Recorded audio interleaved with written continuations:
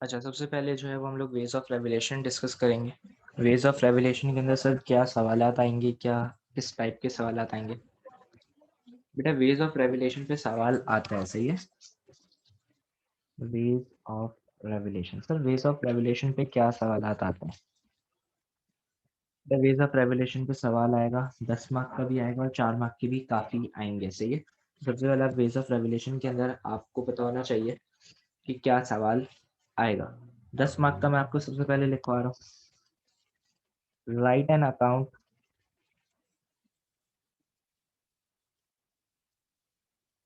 of different ways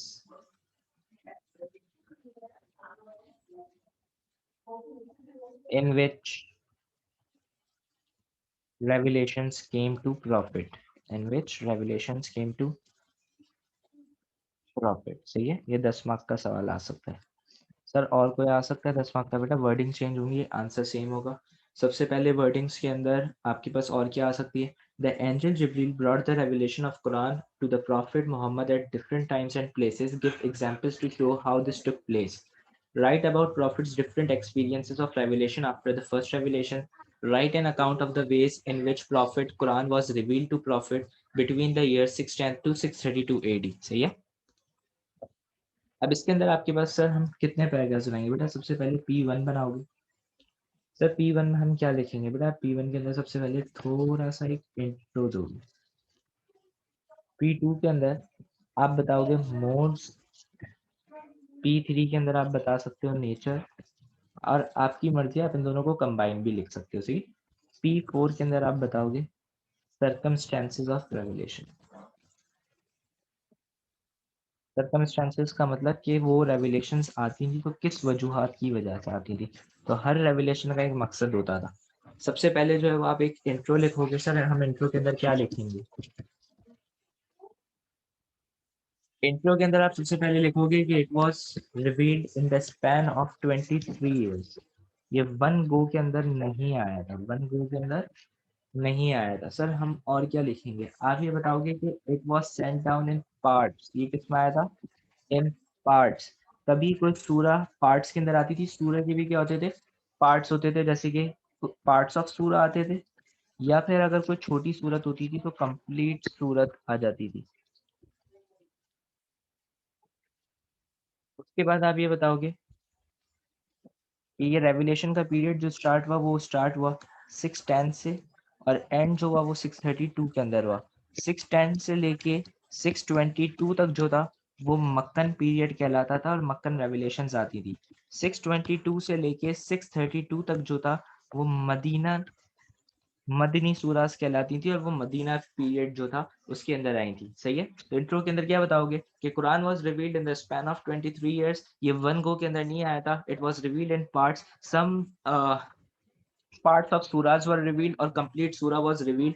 610 से लेके 632 AD तक ये जो है हमारा पीरियड चलता रहा, और 610 से लेके 622 तक मक्कन सूराज आई। 622 से लेके 632 तक जो है वो मदीनन सूराज आई, सही है। ये हमारा इंट्रोडक्शन पैराग्राफ होगा। उसके बाद आप बताओगे कि हमारे पास मोड्स क्या क्या है। मोड्स मतलब किस वे के अंदर आती हैं, सही है। तो सबसे पहले आप जो है ना मोड्स के अंदर सबसे पहले एक वर्ड्स लिख दोगे कि आप जो है ना वो किस तरीके से हमारे पास आती थी। तो सबसे पहले एक मेथड था जिसका नाम था एंजल जिब्रील का, सही है। और इसी में सब आप 3 सब टाइप्स पढ़ोगे। इसमें सबसे पहले एक वर्ड्स लिख देना। क्या वर्ड्स लिखोगे? Jibreel is none but who has brought, but he is who has brought, he is who has brought Quran upon your heart, O Muhammad, सही है। तो ये अल्लाह ताला होली प्रॉफिट के ऊपर एक ये रिवील करी थी, कुरान के अंदर ये लिखी हुई है। तो होली कुरान सेज कि Jibreel is none but he is who has brought Quran upon your heart O Muhammad, सही है। तो आप ये वर्ड्स लिख सकते हो कि एंजल जिब्रील। सर एंजल जिब्रील किस वे के अंदर आते थे? तो सबसे पहले आप ये बताओगे कि वो काफी डिफरेंट फॉर्म्स के अंदर आते थे। जो सबसे पहली फॉर्म थी वो थी दाया कल्वी। सही है सर, दाया कल्वी की आप हमें कोई एग्जाम्पल देंगे वो किस फॉर्म में आते थे? तो आप ये बताओगे कि एक दफा क्या हुआ कि प्रॉफिट की एक वाइफ थी, प्रॉफिट की एक वाइफ थी जिनका नाम था उम्मे सलमा। उम्मे सलमा। सर उम्मे सलमा ने क्या देखा बेटा? उम्मे सलमा बेसिकली क्या कर रही थी कि उन्होंने एक दफा होली प्रॉफिट को दाया कल्वी से बात करते हुए देखा। जब उन्होंने चले गए तो होली प्रॉफिट ने जो है वो बताया, तो प्रॉफिट की वाइफ उम्मे सलमा ने क्या देखा? So Muhammad peace be upon him with Dihya Kalbi. सही है। लेकिन उसके बाद आपको जब प्रॉफिट ने क्या करा, प्रॉफिट टोल्ड उम्मे सलमा कि he was it was angel Jibreel. सही है, it was angel Jibreel. Sir बात समझ नहीं आई बेटा, आप ये बताओगे एक दफा क्या हुआ, जाहिर सी बात है वाइफ जो होती है वो घर के अंदर होती है, तो उनको पता होता है कौन घर में मिलने आ रहा है कौन नहीं मिलने आ रहा। तो जैसे ही होली प्रॉफिट दाया कल्बी से मिल रहे थे तो दाया कल्बी से उनकी मुलाकात हुई, जब वो चले गए तो ऐसी डिस्कशन हुआ होगा वाइफ एंड हस्बैंड के बीच में। वाइफ कौन है? उम्मे सलमा, और हस्बैंड जो है वो है होली प्रॉफिट। तो अब उनके बीच में डिस्कशन हुआ तो उन्होंने बताया कि होली प्रॉफिट ने उम्मे सलमा को बताया कि इट वाज एंजल जिब्रील, ये दाया कल्बी नहीं थे। सही है सर, और कोई मेथड बताएं बेटा। ये जो दूसरी फॉर्म के अंदर आते थे ये आते थे बिदुइन मैन की फॉर्म में। किस फॉर्म में? बिदुइन मैन। मुझे नहीं पता बेटा। बिदुइन मैन की फॉर्म में आते थे। बिदुइन मैन की फॉर्म में किस तरीके से आते थे कि एक दफा सारे कंपेनियंस जो थे वो बैठे हुए थे होली प्रॉफिट के साथ। अब उसमें क्या हुआ कि एक एंजल आए, सॉरी एक कंपेनियन आते हैं, बिदुइन मैन आते हैं किसके पास? होली प्रॉफिट के पास। होली प्रॉफिट के पास आते हैं तो वो क्या करते हैं, क्वेश्चन एंड आंसर्स करके चले जाते हैं। जब वो चले जाते हैं तो उसके बाद क्या होता है कि होली प्रॉफिट जो है हजरत उमर से पूछते हैं। किससे पूछते हैं? हजरत उमर से। वो वॉज आज अबाउट द मैन। उनसे पूछा कि ये कौन है, आप जानते हैं? होली प्रॉफिट ने पूछा। किसने पूछा? होली प्रॉफिट ने। तो हजरत उमर ने कहा कि नहीं, मुझे नहीं पता, आपको पता होगा या अल्लाह ताला को पता होगा। I don't know. सर उसके बाद क्या हुआ, तो होली प्रॉफिट ने रिप्लाई करा कि ये जो थे ये एंजल जिब्रील आए थे और ये हमारी गाइडेंस के लिए आए थे। किसके लिए आए थे? ये हमारी गाइडेंस के लिए आए थे। सही है सर, हमें ये बात समझ नहीं आई, थोड़ा डिटेल में समझाएं। बेसिकली क्या है, बिदुइन मैन की फॉर्म में आते थे तो किस तरीके से आए, एक ही दफा ये रिपोर्ट हुआ है। हजरत उमर और सब बैठे हुए थे, अचानक एक बिदुइन मैन आते हैं। बिदुइन मैन सर कौन होते हैं? बिदुइन मैन का मतलब होता है कि एक दूर ट्राइब से आए एक बंदे, बिल्कुल साफ सुथरे कपड़ों में आए। सही है, बिल्कुल व्हाइट कलर के कपड़े थे, ब्लैक कलर के उनके बाल थे, शाइनी ब्लैक। अब क्या हुआ, जब कोई भी ट्रैवलिंग करके आता था उनके कपड़े गंदे होते थे, खासतौर पे व्हाइट। क्यों? क्योंकि उस वक्त कैमल्स होते थे, तो कैमल रेगिस्तान के अंदर जब घूम रहा होगा तो मट्टी उड़ेगी और मट्टी से क्या होगा, कपड़े गंदे हो जाएंगे। लेकिन जब वो कंपेनियन आते हैं, बिदुइन मैन आते हैं, तो वो बिल्कुल साफ सुथरे कपड़े और ब्लैक उसके अंदर आते हैं। तो क्या होता है, वो होली प्रॉफिट के पास आते हैं, बैठते हैं, कुछ सवालात करते हैं, होली प्रॉफिट उसके कुछ जवाबात देते हैं। और उसके बाद क्या होता है, जब वो चले जाते हैं तो हजरत उमर से होली प्रॉफिट पूछते हैं कि आप जानते हैं ये कौन थे? तो हजरत उमर कहते हैं कि नहीं मैं नहीं जानता, या तो अल्लाह ताला जानते होंगे या होली प्रॉफिट जानते होंगे। तो उस पे वो रिप्लाई करते हैं ये एंजल जिब्रील थे और ये उसके लिए आए थे, हमारी गाइडेंस के लिए आए थे। सर हमें तीसरी टाइप बताएं बेटा। तीसरी टाइप ये है कि वो एंजल की फॉर्म में आते थे। सर इसकी एग्जांपल बेटा, फर्स्ट रेवलेशन के अंदर जब वो केव से बाहर निकलते हैं तो वो क्या थे, 600 विंग्स थे। कितने विंग्स थे? 600 विंग्स से उन्होंने हॉरिजन कवर किया हुआ था। तो इससे हमें ये पता चलता है कि विंग्स सिर्फ किसके होते हैं? एंजल्स के होते हैं। तो वो अपनी एंजेलिक फॉर्म के अंदर आ गए थे। सही है, तो आप ये बोलोगे कि Holi prophet said when I saw angel Jibril he had 600 wings. सही है सर, ये एंजल जिब्रील की तीन फॉर्म्स हो गई हैं। सही है, उसके बाद हमारे पास जो एक और दूसरी फॉर्म है वो हमारे पास है इन the form of dreams. Sir dreams में क्या होता था, तो आप ये बताओगे कि होली प्रॉफिट के पास जो रेवलेशन आती थी वो किस में आती थी? ड्रीम्स के अंदर आती थी। किस में आती थी? रेवलेशन जो थी वो ड्रीम्स के अंदर आती थी, और उसके बाद वो क्लियर हो जाती थी बाय मॉर्निंग।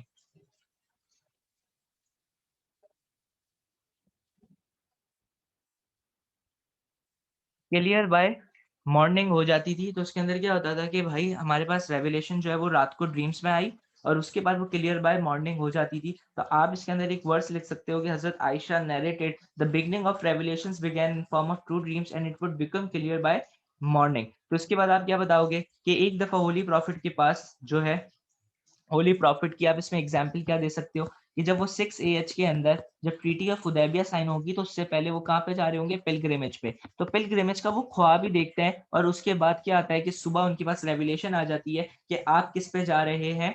आप एक पिलग्रिमेज पे जा रहे हैं, आप जो है उम्रे पे जा रहे हैं। सर हमें बात समझ नहीं आई बेटा, वापसी समझा रहा हूँ। रेवलेशन या तो आती थी ड्रीम की फॉर्म में और वो क्लियर हो जाती थी बाय मॉर्निंग। हजरत आयशा ने ये नरेट करा था कि the beginning of the revelations किससे हुई थी? In the form of true dreams and it would become clear by morning. ये सूर्य उसके अंदर सही बुखारी के अंदर लिखी हुई है। और आप ये बताओगे कि होली प्रॉफिट ने 6 AH के अंदर जब वो ख्वाब देखा था तो उसकी रेवलेशन फिर सुबह आ गई थी, और उसके बाद ही होली प्रॉफिट कहाँ पे गए थे? उमरा करने जा रहे थे, फिर ट्रीटी ऑफ हुदैबिया साइन हुई थी। तो आप इसकी एग्जाम्पल दे सकते हो। सही है, मैं आप यहाँ पे लिख रहा हूँ ट्रीटी वाली बात ताकि आप लोगों को याद रहे।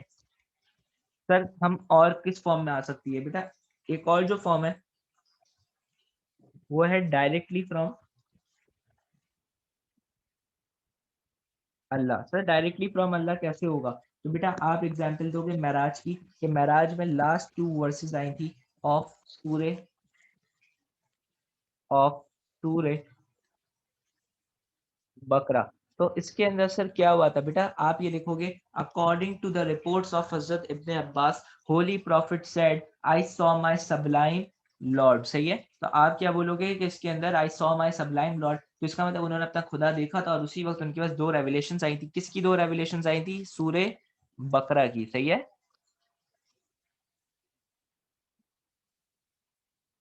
सर, और कोई मेथड बताएं बेटा? एक और आपको मेथड जो बता रहा हूँ मैं आपको बता रहा हूँ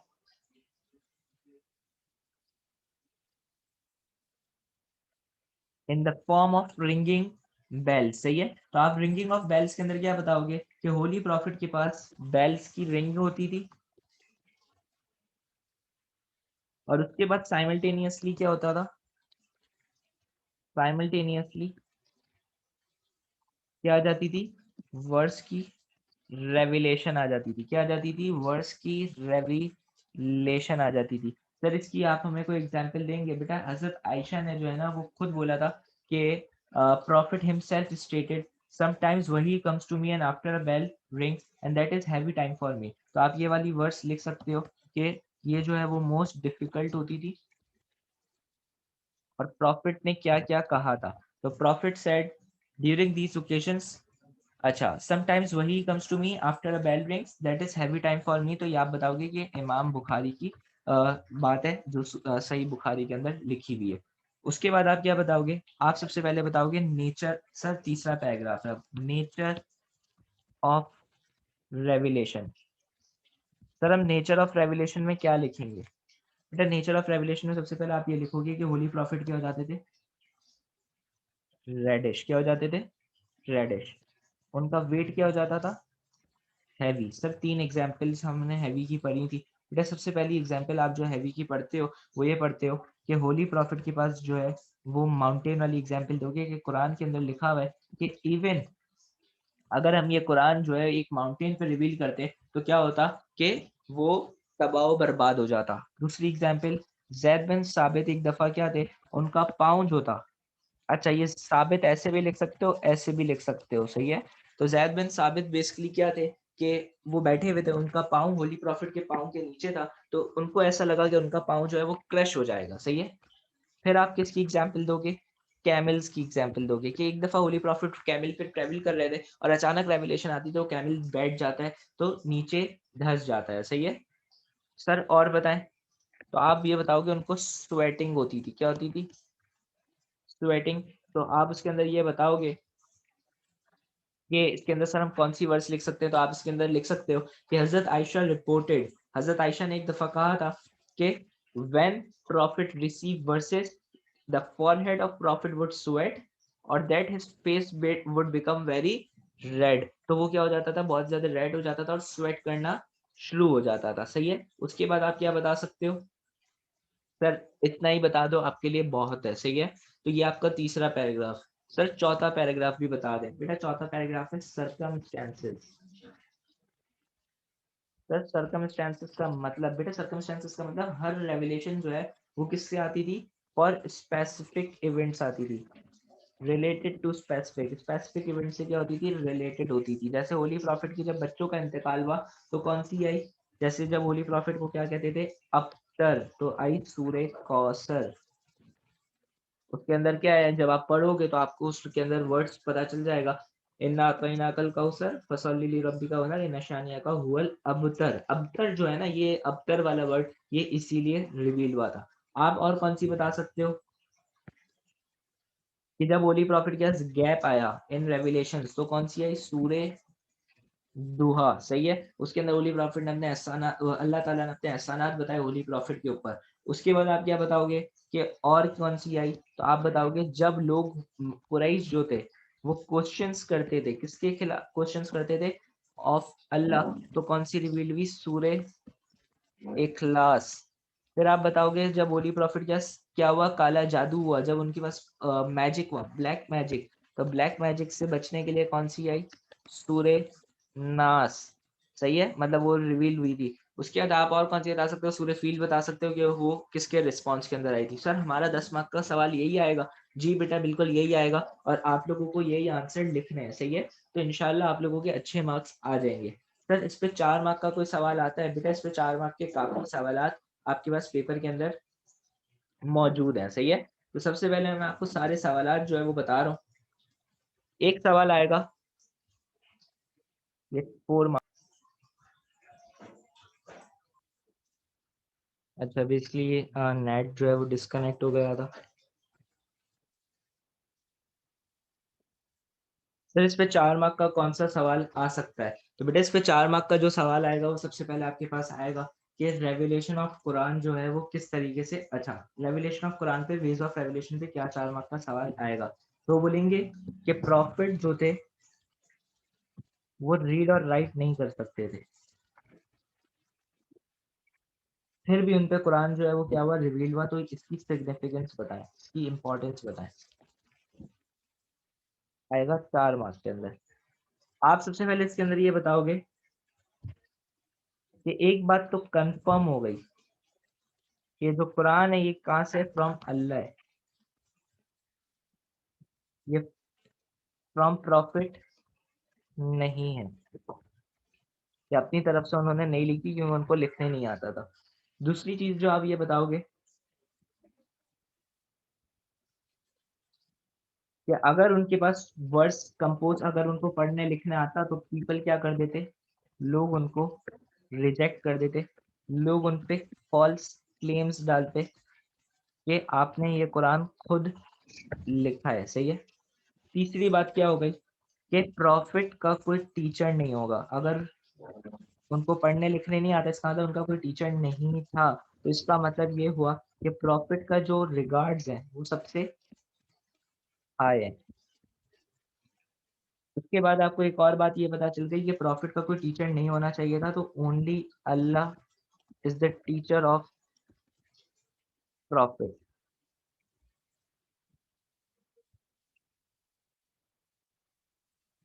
एक और बात जो आप लिखोगे वो ये लिखोगे, ये एक मिरेकल था। क्या मिरेकल था, कि किसी को कुछ पढ़ने ही नहीं आता लेकिन फिर भी क्या हुआ कि ये जो है वो सबको याद है। दूसरी चीज आप ये लिखोगे कि लोगों ने सोचा कि अगर होली प्रॉफिट को पढ़े लिखे नहीं थे फिर भी नहीं आता, जैसे कुरान उन्होंने याद कर लिया, तो हम उसको इजीली क्या कर सकते हैं, मेमोराइज कर सकते हैं। तो ये वर्ल्ड के अंदर पहली बुक है जिसको हम इजीली क्या कर सकते हैं, मेमोराइज कर सकते हैं। ये 4 मार्क का एक आया है। दूसरा 4 मार्क का जो आएगा वो क्या आएगा कि कुरान जो है वो रिवील्ड हुआ है ओवर नंबर ऑफ ईयर्स। इसकी आप हमें क्या बताएं, सिग्निफिकेंस या इसकी आप इम्पोर्टेंस बताएं। सही है, तो सबसे पहला पॉइंट आप क्या बताओगे कि जब उनको गाइडेंस की जरूरी थी तो वो according to the circumstances, according to the situation जो है वो क्या करते थे, वर्सेस वर रिवील्ड। तो उसकी वजह से क्या होता था कि उनको जब भी किसी चीज का आंसर चाहिए होता था तो वो क्या करते थे, इजीली उन पे रिवील कर देते थे। अगर कुरान अगर डायरेक्ट आ जाता तो क्या होता, उनको खुद को ढूंढना पड़ता। लेकिन सरकम जब ये पार्ट्स में आया तो क्या हुआ, जब कोई प्रॉब्लम आती थी उसके अकॉर्डिंग कुरान की क्या आती थी, वर्सेस आती थी। आप इसकी एग्जाम्पल दे सकते हो कि जब उनको अबतर कहते थे तो क्या होता था, क्या आती थी। अब अगर फॉर एग्जाम्पल अगर ये सब एक वक्त में आ जाता तो क्या होता कि अबतर जब उनको कहते तो उनको कंसोल करने के लिए क्या वो खुद ढूंढते, नहीं। तो इसीलिए क्या है, ये वर्ड्स पार्ट्स के अंदर है, ताकि जब उनको जो प्रॉब्लम हो वो प्रॉब्लम उनकी क्या हो, उसी वक्त सॉल्व की जाए। सही है सर, दूसरी बात आपको बताएं। जी बिल्कुल बता रहा हूँ। दूसरा आप ये बताओगे कि प्रॉफिट जो है वो क्या कर रहे थे, डिफिकल्टीज फेस कर रहे थे, तो उनको कंसोल करने के लिए क्या थी, डिफिकल्ट उस पे आती थी। और उसके बाद आप ये बताओगे कि इसका वेट बहुत ज्यादा होता था, जो रेवलेशन थी ना उसका वेट ज्यादा होता था। आप कुरान की एक वर्ड्स लिख सकते हो कि कुरान के अंदर लिखा हुआ है, if we had sent down the Quran upon a mountain you would have seen it humbled and coming apart from the fear of Allah. तो होली प्रॉफिट की हेल्थ का ख्याल रखते हुए, हेल्थ की वजह से क्या हुई, गैप्स के अंदर आई। सही है सर, और कोई पॉइंट बताएं। अच्छा, उसके बाद आप क्या बताओगे कि इसके अंदर बेसिकली इजी टू मेमोराइज हो गया, क्या हो गया। अगर मैं आपको आज ही सारी चीजें पढ़ा दूं ना तो आपको कुछ याद नहीं होगा, लेकिन अगर मैं आपको सारी अलग अलग करके पढ़ाऊंगा तो आपको क्या होगा, इजी टू मेमोराइज। तो कुछ कुछ वर्सेस आती थी, होली प्रॉफिट उसको पढ़ते थे और उसके बाद क्या करते थे, वो इजी टू मेमोराइज हो गया। फिर क्या था, इजी टू रीच, जो आता था उसके अकॉर्डिंग वो क्या करते थे, प्रीच भी करते थे। फिर आप ये बताओगे फॉलोअर्स के लिए, जो फॉलोअर्स उस वक्त जमाने के अंदर थे उनके लिए क्या हो गया, इजी टू अंडरस्टैंड या इजी टू फॉलो। सही है, क्योंकि अगर उनके पास हम सारे एक साथ दे देते तो वो किस तरीके से फॉलो करते हैं, उनके लिए भी क्या था, बहुत ही ज्यादा मुश्किल था। सही है सर, इस पे और कोई सवाल आता है, एक और सवाल आएगा कि प्रॉफिट के बाद जो रेवलेशन आई वो इन वर्ड्स आई, क्यों राइटिंग के अंदर क्यों नहीं आई, राइटिंग के अंदर नहीं आई तो क्यों, वाई। जैसे सवाल आएगा what was significance of profit being given the revelation by word rather then in writing. सही है, तो आप सबसे पहले ये बताओगे कि उस जमाने के अंदर जो है वो क्या था, कि जो वर्ड्स होते थे ऑफ माउथ उसकी इम्पोर्टेंस क्या थी, ज्यादा थी, जबान की बहुत ज्यादा इंपॉर्टेंस थी। तो लोग जो कहते थे वो ज्यादा लोग सुनते थे, लिखी लिखी बातों पे कोई ज्यादा भरोसा नहीं करते थे। उसके बाद आप क्या बताओगे, ताकि वो डेली प्रैक्टिसेस के अंदर क्या हो सके, यूज हो सके। सर हमें समझ नहीं आया बेटा, रेवलेशन अगर वर्ड्स के अंदर आएगी तो हम क्या कर सकते हैं कि इजीली उसको यूज कर सकते हैं। हमें जब कोई बताएगा तो हम क्या करेंगे, उसको इजीली प्रैक्टिस कर सकते हैं। मैं आपको बता रहा हूँ आपको याद हो जाएगा, लेकिन मैं आपको कहूँ ये किताब से पढ़ लेना तो आपको कुछ याद नहीं होगा। सही है, उसके बाद आप क्या बताओगे,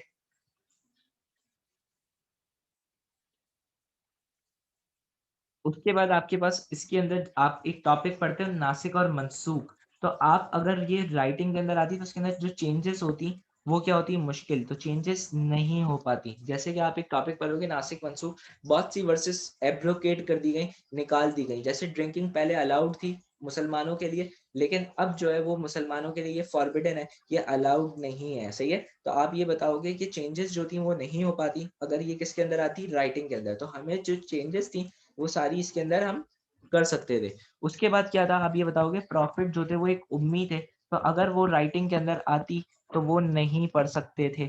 दूसरी बात आप ये बताओगे कि जब वो रेवलेशन किसके अंदर आती थी, वर्ड्स के अंदर आती थी, तो वो प्रॉफिट क्या करते थे, अपने कंपेनियंस के साथ उसको शेयर करते थे तो वो उसको मेमोराइज कर लेते थे, कंपेनियंस के साथ शेयर करते थे और कंपेनियंस क्या करते थे, या तो उसको मेमोराइज कर लेते थे या उसको लिख लेते थे। तो ये हमारे लिए सिग्निफिकेंट है, क्यों? क्योंकि अगर लिखी बुक की आ जाती तो वो लोग लिखने की ज़हमत नहीं करते और उनको याद नहीं होता। तो जो लिख के याद करता है उसके लिए क्या होता है, उसको ज़्यादा याद होता है। सही है?